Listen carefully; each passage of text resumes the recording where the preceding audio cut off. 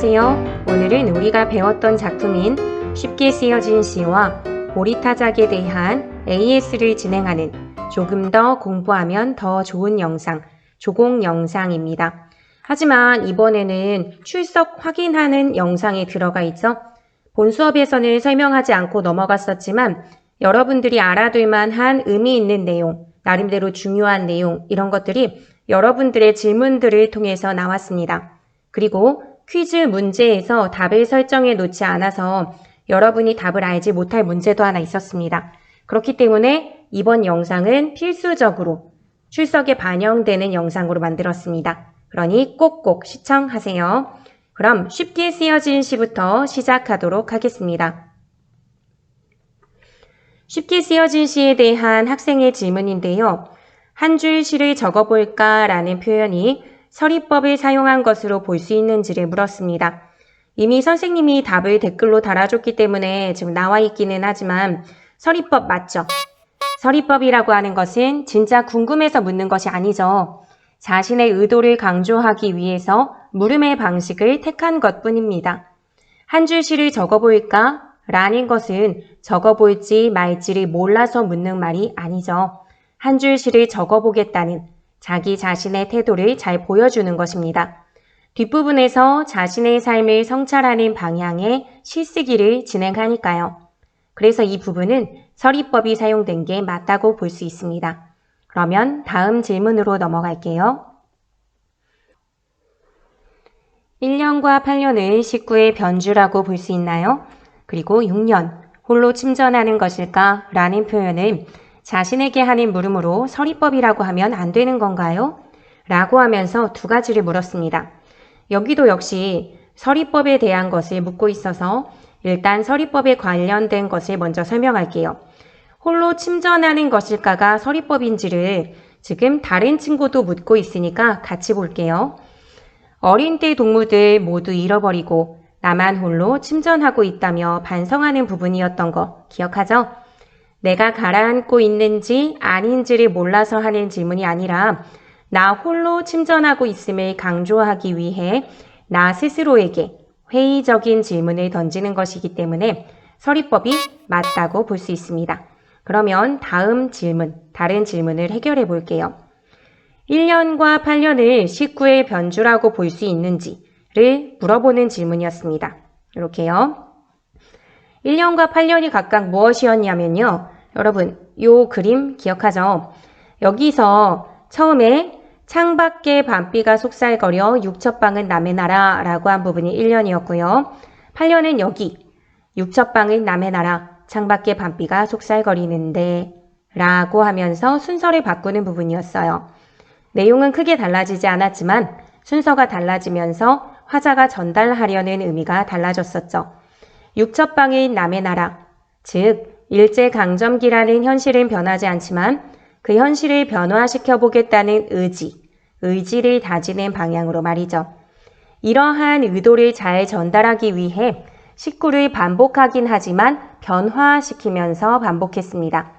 그러면 이것을 변주라고 말할 수 있는가? 이게 궁금하겠죠?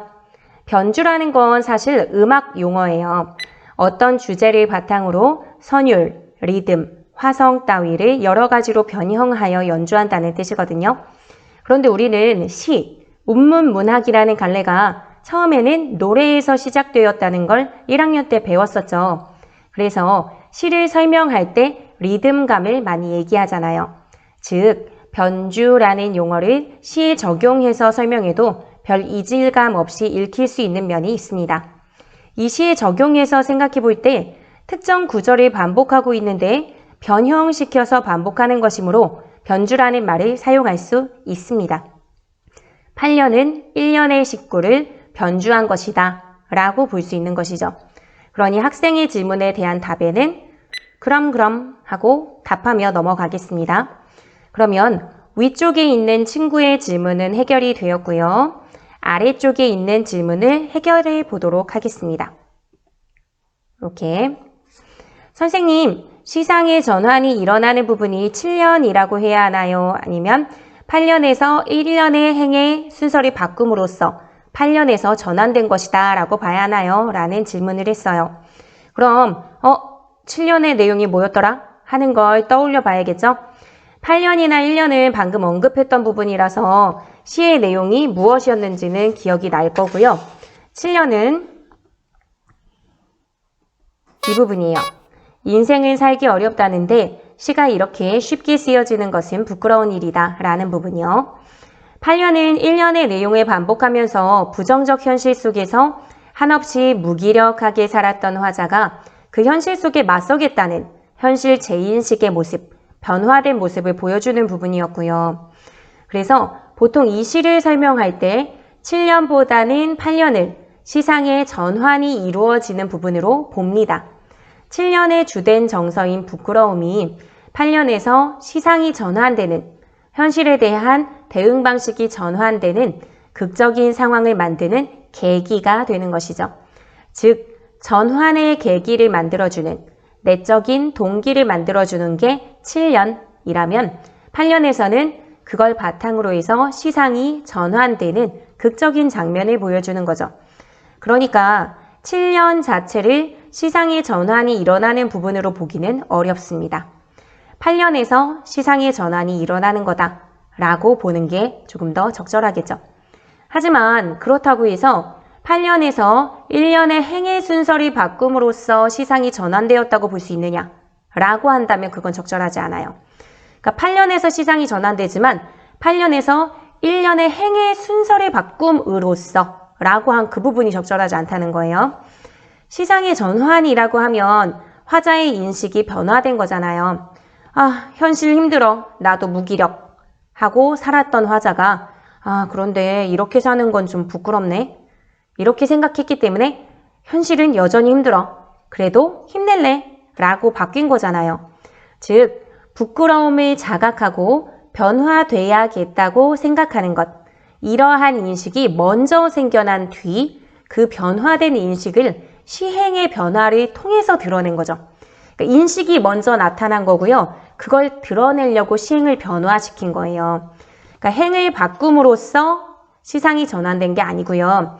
시상이 전환된 것이 행을 바꾸는 형식에 드러났다고 보는 게 맞습니다. 헷갈리지 않죠? 잘 이해해 주세요. 그러면 다음 질문으로 넘어갈게요. 홀로 침전하는 것일까? 하는 부분에 내면적 자아와 현실적 자아의 갈등이 드러나 있다고 볼 수 있는지, 아니면 1년에서 7년까지 전부에 갈등이 있다고 볼 수 있는지를 물었는데요. 침전한다는 이야기가 들어가 있는 6년을 포함해서 1년부터 7년까지 모두의 내면적 자아와 현실 자아의 갈등이 내재되어 있다고 보는 게 맞을 것 같아요. 6년에서 자신만 침전하고 있다고 자각하고 괴로워하고 있죠. 원래는 침전하지 않는 삶을 살아야 하는데 말이죠. 그러니까 갈등이 있다고 볼 수 있는 거고요.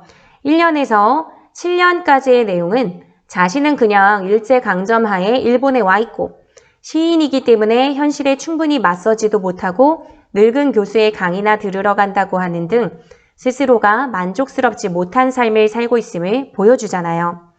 시의 후반부에서 등불을 밝혀 어둠을 밝히겠다는 그러니까 어둠을 몰아내겠다는 강렬한 의지를 보이기 전까지의 대부분의 내용은 이렇게 이상적 자아, 내면적 자아의 모습과 다르게 무기력하게 살아가는 현실적 자아로 인한 갈등이 계속 깔려있는 거다라고 볼 수 있는 것입니다. 그러면 다음 질문으로 넘어갈게요. 현실적 자아와 이상적 자아가 갈등하는 과정에서 부끄러움을 느낀 건가요? 눈물과 위안은 어떤 의미인가요? 라고 했는데 일단 첫 번째 질문에 대한 것을 보자면 현실적 자아와 이상적 자아가 갈등하는 과정에서 부끄러움을 느낀 것은 맞는 거죠. 두 자아의 갈등이 생긴 것은 현실적 자아가 이상적 자아처럼 살지 못하고 있다는 것을 인식하면서 그 차이로 인한 내적인 갈등이 생겼기 때문이잖아요. 그 내적 갈등을 겪으며 내가 이상적 자아의 모습으로 살지 못한다는 것에서 오는 부끄러움이 있었던 거고요. 그런데 이 질문을 한 학생의 의도가 혹시 부끄러움을 느끼기 때문에 갈등을 하는 건지, 갈등하면서 부끄러움을 느끼게 되는 것인지, 그 선후 관계를 묻는 거라면 그 경계는 사실 좀 모호할 것 같아요. 현실적 자아가 이상적 자아와 너무 달라서 부끄러움을 느끼면서 갈등을 하기도 하겠지만 그 부끄러움 자체가 사실은 갈등이라서 어찌 보면 선후 관계를 따지는 것은 의미가 없을 수도 있어요. 이상적 자아처럼 살지 못하는 현실의 모습에 부끄러움을 느끼며 갈등하고 있다고 해도 작품에 대한 올바른 이해라고 볼 수 있습니다. 다음 질문은 눈물과 위안은 어떤 의미인가 하는 질문이었는데요. 관련된 출석 확인 퀴즈가 오답률이 높았던 문제가 있어서 연결지어서 설명할게요. 시적 화자는 눈물과 위안을 통해 현실적 자아와 내면적 자아의 화해에 도달하였다. 이 서술이 맞는지 그렇지 않은지를 판단하는 문제였어요. 답은 그렇다 였는데 3분의 1가량의 학생들이 틀린 것을 보면 이 부분에서 많은 어려움을 느꼈던 것 같아요. 아마 눈물이라는 것이 주는 이미지가 괴로움이라서 그걸로 화해에 도달했다고 하는 것이 부자연스럽다 라고 생각하거나 화해의 결과물이 눈물과 위안이지 과정이 아니다 라고 생각해서 아니오를 택했거나 하지 않았을까 싶어요. 일단 이것은 선생님의 추측이고요. 우리가 문제를 풀 때는 시에서 답을 찾아야 하잖아요. 모든 정답의 힌트는 시 안에 있으니까요. 그러면 시를 보세요. 나는 나에게 작은 손을 내밀어 눈물과 위안으로 잡는 최초의 악수라고 하고 있죠. 눈물과 위안으로 잡게 되고 그로써 악수를 하게 됩니다. 눈물과 위안으로 악수를 하게 됨으로써 화해에 이르게 되는 거죠. 그래서 으로라고 하는 것은 수단이 되는 것을 말할 때 쓰잖아요. 그러니까 눈물과 위안이라는 것이 화해라는 결과물을 얻어내는 과정으로 보는 선지의 내용. 눈물과 위안을 통해 현실적 자아와 내면적 자아의 화해에 도달했다라는 말은 맞는 것으로 볼 수 있는 것입니다. 물론 이것 역시 칼로 자르듯이 딱딱 나눌 수 있는 것은 아닐 수 있죠. 이미 내가 나에게, 이상적 자아가 나에게 손을 내미는 순간으로부터 화해는 시작되고 있는 거니까요. 그렇기 때문에 위안으로의 으로라는 말에 집착하지 않고 그냥 맥락을 고려한다면 손을 내미는 순간 화해가 시작되었다고 보았을 때는 눈물이라는 것이 그 화해에 대한 화해에 따른 감격, 그러면서도 힘든 현실을 앞으로 살게 될 것에 대한 위안, 이런 걸로, 즉 결과물인 것으로 볼 수 있긴 합니다. 그러니 이것도 맞는 것이죠. 둘 다 맞는 내용으로 해석이 가능하기 때문에 어느 하나를 확정적으로 아니다 라고 말할 수 없는 것입니다. 그래서 어떤 친구들의 경우는 악수를 통해 현실적 자아와 내면적 자아가 화해에 도달했다고도 볼 수 있나요? 하고 물은 경우가 있었는데 이 경우도 맞다고 볼 수 있는 것이죠. 그럼 눈물의 의미, 위안의 의미를 생각해 볼까요? 눈물이라고 하는 것은 보통 괴로움, 고통을 연상할 수 있을 것입니다.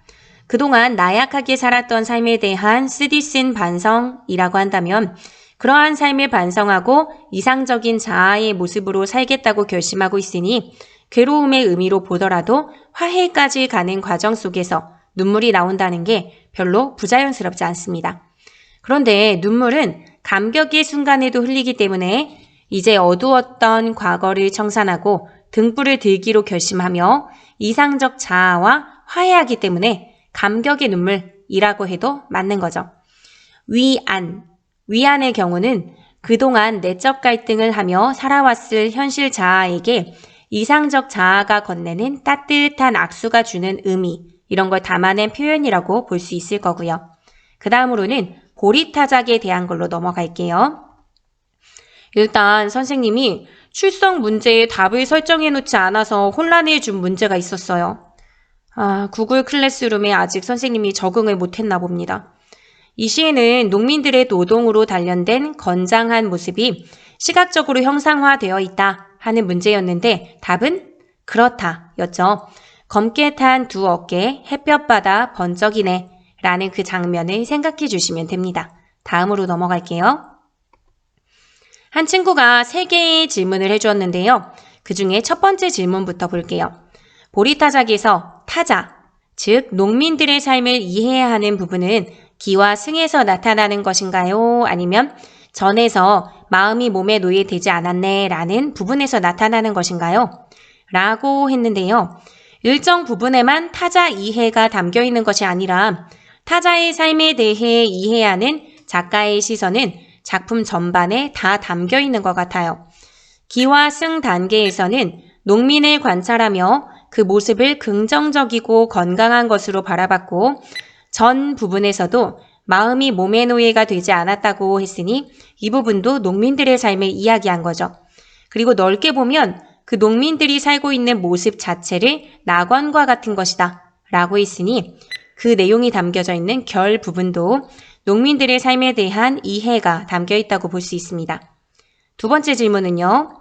선경후정의 방식이 사용된 건가요? 하는 질문이었어요.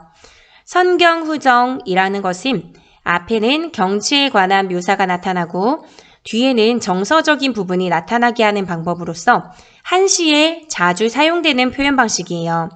선생님은 이 부분은 따로 설명하지 않고 넘어갔었는데 질문한 친구가 있었어요. 보리타작을 배웠던 내용을 떠올려 본다면 선경후정에 해당하는 작품일까요? 아닐까요? 생각해 볼까요? 이게 저번에 정리한 내용이죠? 앞에서는 농민들을 관찰하면서 시각적으로, 청각적으로 관찰된 부분을 보여줬습니다. 그러고 나서 화자의 인식, 반성의 태도를 보여줬죠. 그러니 농민들을 관찰하며 보여준 기승 부분을 선경, 그리고 그들과 자기 자신에 대한 생각을 하고 있는 전결 부분을 후정이라고 볼 수 있습니다. 즉 선경후정으로 볼 수 있는 게 맞는 거죠. 참고해서 알아두세요. 그 다음 질문은 서리법이라고 하는 것이 자신의 생각을 강조하기 위한 것이냐는 건데 이것은 맞죠.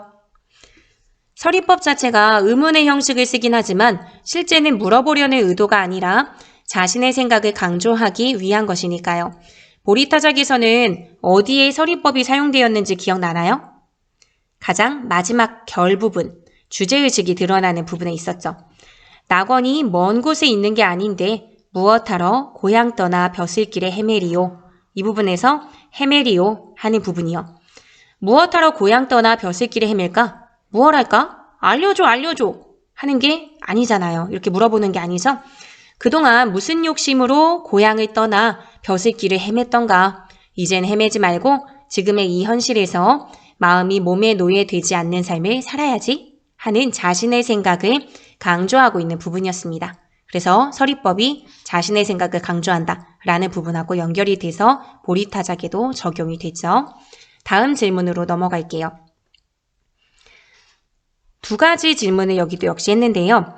우선 첫 번째 질문 부분을 보면 옹해야 소리내며 발맞추어 두드리니 이 부분에 시각적 형상화는 일어나지 않았는지 묻는 질문입니다.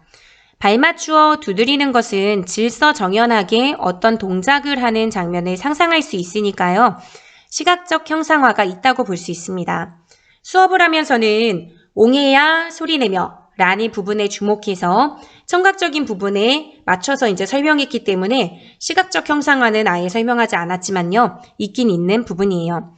그리고 두 번째 질문은 두 가지 심상이 돋보이면 공감각적 이미지라고 볼 수 있는지 궁금하다라는 질문이었는데요. 두 가지 심상이 돋보인다고 해서 항상 공감각적 이미지라고 볼 수는 없습니다. 두 가지 이상의 감각, 이미지 이런 게 나오는 경우는 복합 감각인 경우와 공감각적 이미지인 경우가 있어요. 복합 감각은 복합적 이미지라고도 해요. 어쨌든 예를 들어서 설명할게요. 새콤하고 노란 레몬과 새콤하게 노란 레몬이라는 표현이 있다고 생각해 보세요. 일단 이 표현에 들어가 있는 감각은 두 가지씩이죠. 동일하게 미각, 시각의 감각이 들어가 있어요. 이렇게 둘 다 드러내는 감각은 미각, 시각으로 동일한데 그 표현이 주는 의미는 동일할까요? 위에 있는 새콤하고 노란 레몬의 경우는 새콤하기도 하고 노랗기도 한 레몬입니다. 그러니까 새콤이라는 말이 레몬을 꾸며주고 노란이라는 말도 레몬을 꾸며주면서 새콤하기도 하고 노란 레몬이기도 한 거죠. 따로따로 존재하는 걸 그냥 붙여놓기만 한 거예요. 그래서 새콤한 레몬, 노란 레몬 하고 끊어서 말해도 되는 거예요. 이 경우에는 복합 감각, 복합적 이미지라고 합니다. 복합 감각은 그냥 단순히 2개 이상의 감각이 드러난 것을 말하는 거거든요. 이 경우는 새콤한 레몬, 노란 레몬으로 그래서 분리가 된다는 겁니다. 순서도 바꿀 수 있어요. 노랗고 새콤한 레몬이라고 해도 원래 문장의 의미를 바꾸지 않죠. 그런데 아래에 있는 새콤하게 노란 레몬, 이건 표현이 주목하고 있는 게 레몬의 맛일까요? 아니면 레몬의 색깔일까요? 이 경우는 색깔에 주목한 것이라고 볼 수 있죠. 새콤하다 라는 말은요, 레몬을 꾸며주는 게 아니라 새콤하게 노란이라고 하면서 노랗다 라고 하는 것을 수식해 주는 것이니까요. 이 경우는 노란이라는 색깔 자체가 새콤함을 연상하게 할 만큼 통통 튀는 느낌을 준다. 이 정도의 느낌을 표현하려고 새콤하게 노란이라는 표현을 쓴 것으로 볼 수 있습니다. 이 레몬은 새콤하지 않고 시거나 떫을 가능성도 갖고 있는 레몬입니다. 이 경우 미각적 표현인 새콤하게 라는 표현은 이 시각적 표현인 노란을 수식하고 있는 거죠. 그래서 원래는 노란이라는 것은 시각적으로만 감각할 수 있는 건데 마치 노란색이 맛도 느껴질 수 있는 것처럼 표현하고 있습니다. 사실 색깔은 눈으로 감각하는 거지 혀로 노란색을 할랜다고 맛이 느껴지는 건 아니잖아요. 그런데 시각적인 것을 마치 미각으로 감각할 수 있는 것처럼 표현해 버린 거예요. 그래서 이러한 것을 감각을 바꿔 표현한다고 해서 감각의 전이 또는 감각의 치환이라고도 말합니다. 그리고 이게 바로 공감각이 되는 거죠. 공감각을 물어볼 때는 그 양상을 묻기도 해서 그 부분까지 설명을 해보자면 지금 선생님이 예로 든 새콤하게 노란 레몬, 요 경우는 원래는 시각적인 거죠. 노랗다 라는 건데 이게 마치 새콤하게 감각되는 것처럼 미각적인 것처럼 바꾼 거죠. 그러니까 원래는 시각적인 건데 미각적인 걸로 바꿨으니까 시각의 미각화라고도 볼 수 있습니다. 앞부분 질문하고 연결지어서 보자면 옹해야 소리내는 건 청각적인 것, 발 맞추어 두드리는 것은 시각적인 것이 잘 드러나는 장면이라면 옹해야 소리내어 발 맞추어 두드리니 이렇게 말했으니 공감각인가? 라고 했던 궁금증에 질문을 한 거겠죠. 이제 선생님이 복합감각, 공감각을 다 설명했으니까 그러면 요게 공감각인지 복합감각인지 여러분이 답할 수 있어야겠죠? 뭘까요? 해당되는 부분에는 공감각적 심상이 아니라 그냥 복합감각이 드러난 거겠죠. 옹해야 소리는 소리대로 발 맞추어 하는 동작은 그 동작대로 진행되는 것이지 어느 감각 하나가 다른 감각에 종속되거나 한 것은 아니니까요. 그럼 이해가 좀 됐나요? 다음 문제로 넘어갈게요.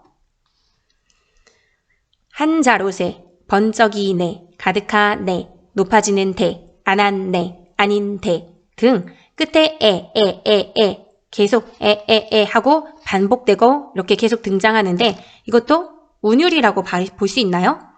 언뜻 보면 아 그런가? 하고 생각할 수도 있지만요. 이 시는요 한시였죠. 한시. 정약용이 처음 보리타작을 쓸 때는요. 왼쪽에 있는 한글로 쓴 게 아니라 아예 한자로만 쓴 것이기 때문에 네 이런 것 같은 운율을 신경 쓰고 작품을 썼다고 본 게 아닙니다. 오히려 한자의 도금을 보면 운율이 발견되는 부분이 있는데 그건 한문 시간에 접할 부분이라 국어 시험에는 출제하기 어렵죠. 그렇다면 한글로 쓰여진 부분을 위주로 봤을 때 그래도 뒷부분에 특정 모음이 반복되니 가구는 가군 아니겠냐라고도 할 수 있는데요. 저번에 이 보리타작은 한문으로 쓰여져 있는 걸 송재소라는 분이 옮기셨다고 했잖아요. 만일 다른 사람이 한글로 옮기게 됐다면 또 달라질 수 있어요. 높기가 한자로다 또는 뭐 번쩍인다, 가득하다 이런 식으로 해서 이번엔 또 하는 모음으로 끝나게 옮길 수도 있거든요. 그러면 표면적으로 보면 모음이 반복되는 가군이 없는 것은 아니긴 하니까 굳이 출제하고자 한다면 뭐 이 부분에 운율을 물을 가능성이 1도 없어 뭐라고 단정하긴 어렵지만요. 한자를 한글로 번역하는 과정에서 생길 수 있는 이런 차이를 굳이 주목해서 출제할 사람이 과연 있을까? 하는 생각을 조심스럽게 해봅니다. 그럼 다음으로 넘어갈게요. 이 시에서 마음이 몸의 노예되지 않았네 라는 구절은 육체적으로는 매우 힘듦에도 불구하고 즐거운 마음으로 노동하는 모습을 보며 마음의 평안이 몸의 처지랑 상관이 없다는 것인데 그게 왜 몸과 합일인지 잘 이해가 안 가요. 몸과 마음의 합일인지 잘 이해가 안 가요. 라고 얘기를 했죠. 이 부분은 약간 질문이 길기 때문에 여러분들이 일단 질문한 사람이나 선생님 같은 경우에 그래도 좀 파악할 수 있지만 한 번에 파악은 안 될 수도 있을 것 같아요. 어쨌든 여기에 대한 답도 선생님이 좀 장황하게 설명할 것 같아서 어렵게 느껴질 수도 있는데 이 부분을 좀 이해하고 싶다면 그래도 집중해서 들어주세요.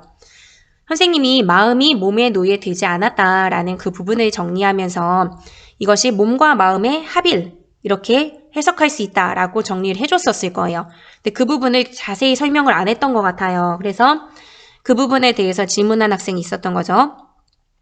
마음이 몸의 노예가 되지 않았다는 것은 이 학생이 파악한 대로 육체적으로는 힘들더라도 즐거운 마음으로 일하면서 살기 때문에 몸이 편해지려는 욕망에 끌려다니지 않는, 그러니까 끌려다니는 노예가 되지 않겠다라고 해석하는 게 자연스럽습니다.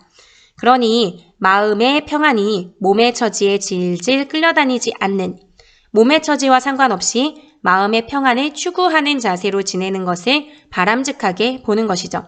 그렇게 본다면 마음이 몸의 노예되지 않았다는 것을 왜 몸과 마음의 합일이라고 해석할 수 있는지를 이해하는 게 어려울 수도 있는데요. 이걸 얘기하는 거죠. 얘기하려고 하는 거예요. 여기서의 몸은 내가 원하는 육신의 안락함, 편안함, 잘 먹고 풍요로운 상태 이런 몸이 아니라 지금의 농민들처럼 현재 살아가고 있는 모습 그 자체 소박하게 먹고 검게 탄 두 어깨로 도리깨질하는 그 몸의 상태로 보는 것이 적절할 것 같아요. 욕심을 버리고 소박하게 사는 삶을 결국 이상적으로 보는 화자니까요. 지금 이 순간 노동하고 힘겨운 몸, 그 처지의 몸과 그 상태 이런 것을 즐겁게 여기려는 마음, 소박하게 욕심 없이 살고자 하는 마음과 일치시켜 보는 그 삶이 바람직하다고 보는 거죠. 일치되지 않으면 괴롭잖아요. 몸은 힘겨운데 나는 소박한 게 아니라 좀 여유 있게 살고 싶어 막 이러면 괴로워지니까 지금 나의 가난하거나 힘겨운 몸의 상태와 그리고 그것을 만족하겠다는 그 마음을 일치시킨다면 마음이 훨씬 편해지고 몸의 노예가 되는 일이 없겠죠. 소박하고 가난한 삶과 욕심 없는 삶은 서로 닮아 있으니 몸과 마음이 합일되는 거다라고 본 거죠. 그리고 다음 질문에서 선생님이 수업 영상에서 마음이 몸의 노예되지 않았다는 이야기를 하면서 몸이 마음의 노예되지 않았다고 실수로 말을 바꿔서 설명했나 봐요. 그러니까 그 부분 때문에 이게 뭐지? 라고 생각을 했다면 그것 때문에 이 친구는 헷갈렸던 것 같아요. 두 개를 동일한 의미로 파악할 수 있나? 라고 본 것 같은데 이건 선생님의 실수예요. 넓은 마음으로 이해해 주세요. 흑흑. 혼란해줘서 미안합니다. 그러면 이렇게 사과를 하며 급 마무리하겠습니다. 어쨌든 그래도 열심히 공부해서 이렇게 질문들을 많이 해줘서 선생님이 실수했던 부분을 바로 잡을 수 있고 그리고 여러분들이 이해할 거라고 생각했는데 할 수 없었던 그런 부분들을 생각하고 이렇게 좀 보완할 수 있는 기회가 되는 건 참 좋은 것 같아요. 고맙습니다. 네, 여러분 모두 오늘도 수고 많았어요. 국어를 좋아하면 국어가 분명히 언젠가 여러분을 도울 거예요. 막 수업 후기에 보면 국어가 어려워요. 너무 힘들어요. 막 이런 친구들이 있어요. 그래서 선생님도 좀 마음이 굉장히 아픈데요. 그래도 영상이 계속 남아 있으니까 영상을 반복해서 보면서 복습도 열심히 하고 작정하고 공부하면 그 노력이 결코 여러분을 배신하지 않을 거예요. 그러니까 국어를 좋아하고 열심히 노력해 주세요. 그러면 여러분 열심히 하는 그 결과를 분명히 얻을 수 있을 거예요. 선생님이 늘 응원할게요. 화이팅!